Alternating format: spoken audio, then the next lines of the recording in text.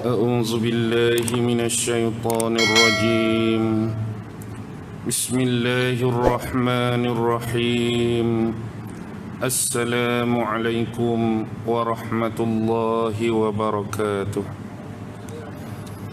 الحمد لله الحمد لله الحمد لله الحمد لله رب العالمين، وبه نستعين على أمور الدنيا والدين، والصلاة والسلام على أشرف. لا علم لنا إلا ما علمتنا إنك أنت العليم الحكيم.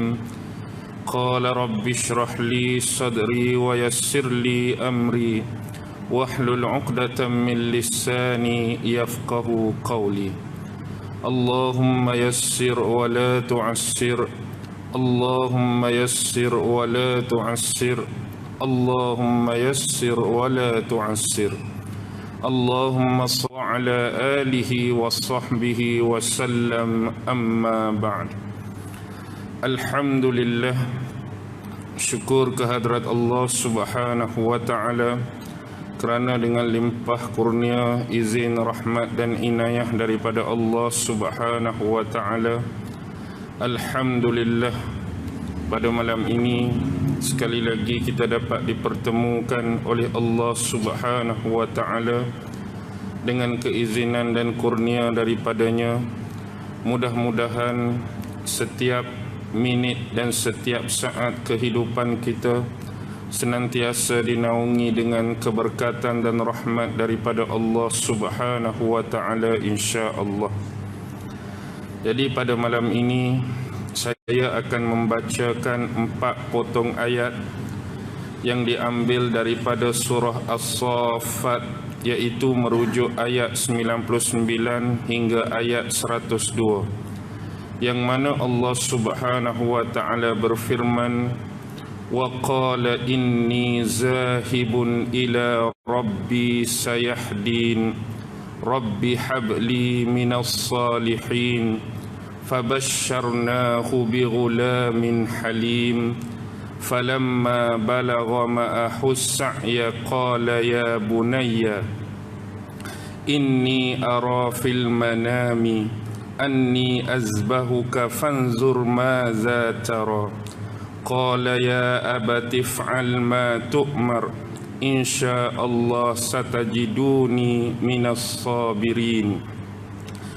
Dalam 4 ayat tersebut Allah Subhanahu wa ta'ala telah berfirman di dalam surah As-Saffat, yang mana lebih kurang beberapa hari yang lalu kita seluruh umat Islam yang berada di setiap ceruk dan segenap penjuru dunia ini merayakan salah satu daripada hari raya yang disebut Hari Raya Korban, ataupun juga disebut sebagai Hari Raya Haji.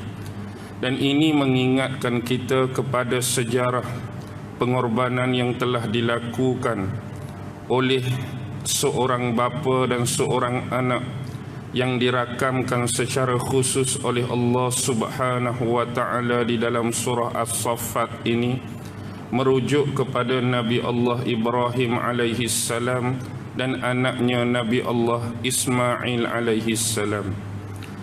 Di dalam ayat 99, wa qala inni zahibun ila rabbi sayahdin, dan sesungguhnya Nabi Ibrahim telah berkata, aku akan pergi meninggalkan kamu, yaitu menemui Tuhanku. Mudah-mudahan aku akan diberi petunjuk dan hidayah oleh Allah Subhanahu wa ta'ala. Dalam ayat ini, apakah yang dimaksudkan? Nabi Ibrahim akan meninggalkan sanak saudara. Nabi Ibrahim akan meninggalkan sebahagian daripada ahli keluarganya, iaitu merujuk kepada bumi asalnya di sebuah perkampungan yang disebut sebagai Faddam Aram, satu daerah di Ur, iaitu di selatan Babylon. Hari ini disebut sebagai negara Iraq. Itu adalah asal usul dan bumi tempat tumpah kelahiran Nabi Allah Ibrahim alaihi salam. yang mana sebelum ini Al-Quran banyak mengisahkan dan menghidangkan kepada kita kisah perjuangan Nabi Allah Ibrahim. Seawal daripada usia belia dan remajanya, Nabi Ibrahim banyak mengalami mehnah-mehnah, tribulasi-tribulasi dalam kehidupan, sampailah dia keluar berhijrah daripada tempat asalnya menuju ke bumi Kan'an yang disebut sebagai bumi Palestin. Secara sepintas lalu, pada zaman keberadaan Nabi Allah Ibrahim alaihi salam, adanya seorang raja, seorang tyrant yang disebut sebagai Namrus, yang mana Namrus ini pernah mengaku, mendakwa, mengklaim bahawa dirinya adalah Tuhan yang selayaknya disembah oleh penduduk-penduduk Babylon. Selain daripada itu, Al-Quran juga merakamkan bagaimanakah sifat dan keadaan masyarakat Babylon pada waktu dan zaman tersebut. Ada di antara masyarakat Babylon yang menggambarkan penyembahan-penyembahan idola, yakni penyembahan-penyembahan kepada patung-patung, penyembahan-penyembahan kepada berhala-berhala dan arca-arca tertentu. Di samping itu juga ada sebahagian daripada masyarakat Babylon yang mengagungkan unsur-unsur kejadian alam semesta yang besar. Ada yang mengagumi matahari, ada yang mengagumi bulan, ada yang mengagumi bintang. Ini adalah landasan-landasan yang pernah melatari kehidupan masyarakat Babylon semasa hayat dan kehidupan Nabi Allah Ibrahim.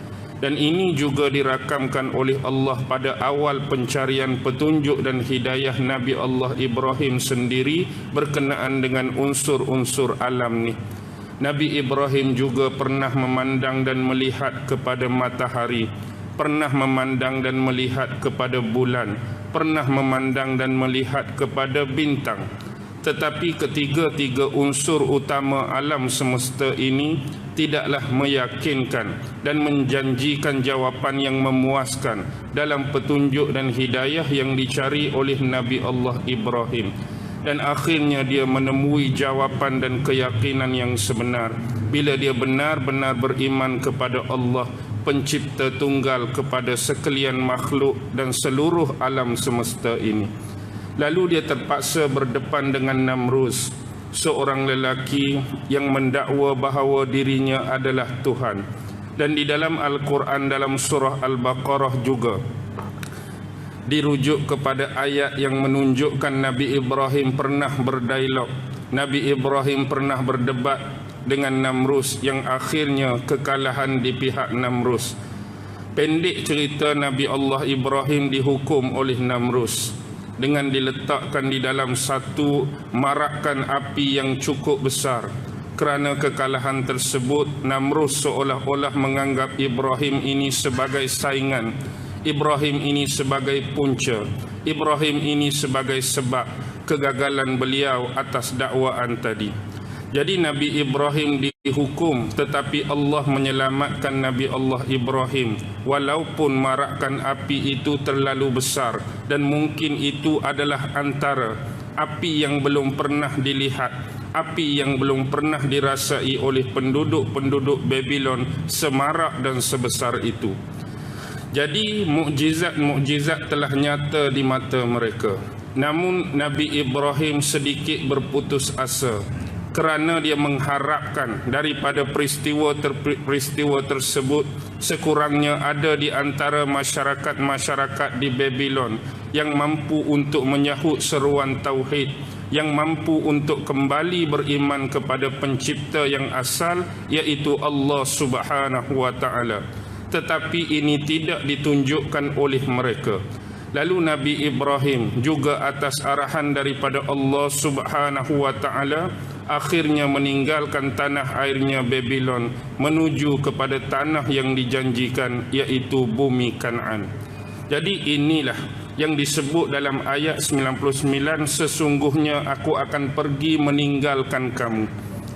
Dia akan tinggalkan kaum kerabat dia, ahli-ahli keluarga dia, penduduk-penduduk Babylon yang tetap tak mau beriman kepada Allah, sayah din. Moga-moga perjalanan hijrah ini akan dapat memberikan lebih petunjuk dan hidayah kepada Nabi Allah Ibrahim.